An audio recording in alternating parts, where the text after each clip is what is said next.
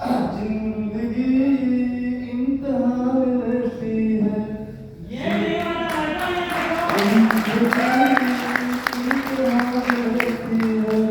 जिंदगी तो इम्तिहान ले रही है, एक दिल से काम लेती है,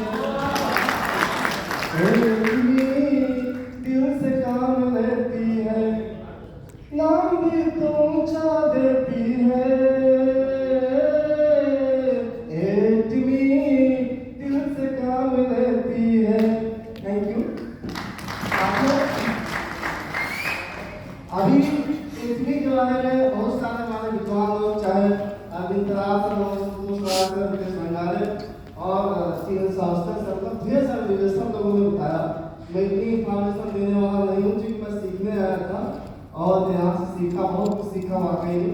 बट इतना कहना चाहूँगा कि सर मैं बेसिक गवर्नमेंट टीचर हूँ, पिछले 15 साल से उत्तर प्रदेश गवर्नमेंट में सेवा दे रहा हूँ।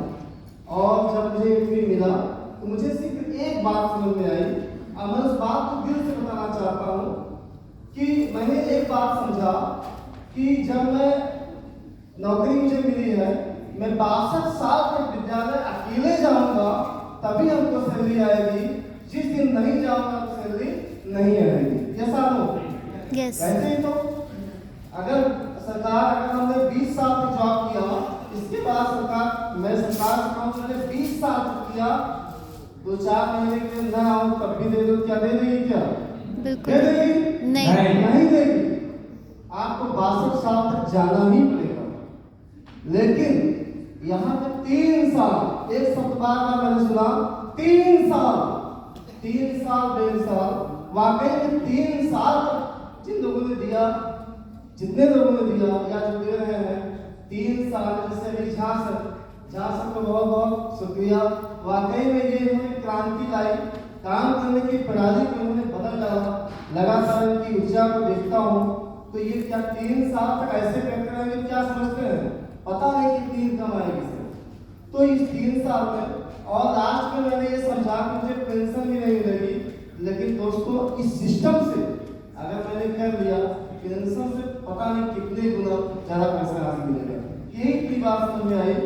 और सबसे खास बात यह है, 3 जनरेशन, यकीन मानिए कि मुझे 1 साल तक विश्वास ही नहीं होता था 3 जनरेशन का रिलेशन। क्यों?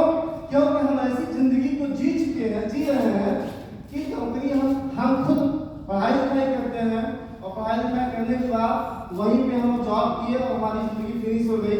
फिर से मेरा बच्चा आएगा, फिर से पढ़ेगा, फिर से रगड़ेगा, रगड़ने के बाद फिर से वो जो है नौकरी पाएगा, फिर उसकी जिंदगी फिनिश, फिर अगला जो जनरेशन आएगा। ये बात बहुत कठिन लगती थी, लेकिन 8वीं में आने के बाद वाकई में जब मैंने समझा कि 3 जनरेशन का बिजनेस, एक बार आपने काम कर लिया, एक व्यवसायी जब अपनी दुकान को बढ़ाता है या व्यवसाय को बढ़ाता है तो अपने बच्चों को क्या विरासत छोड़ के जाता है। कि हमारे यहाँ जैसे जॉब करने वाले पढ़े लिखे लोग अपनी जिंदगी में विरासत छोड़ के नहीं जाते, अपने बच्चों को फिर से वही अपना रगड़ने वाला काम छोड़ के जाते हैं। ये बात मुझे समझ में आ गई और मैंने इस बिजनेस को स्टार्ट किया, दिल से किया। और मैं धन्यवाद देना चाहूँगा नीना सर का, आपके सामने इस बिजनेस को सीखते हुए प्रयागराज का पहला सेल्स मास्टर बना और आज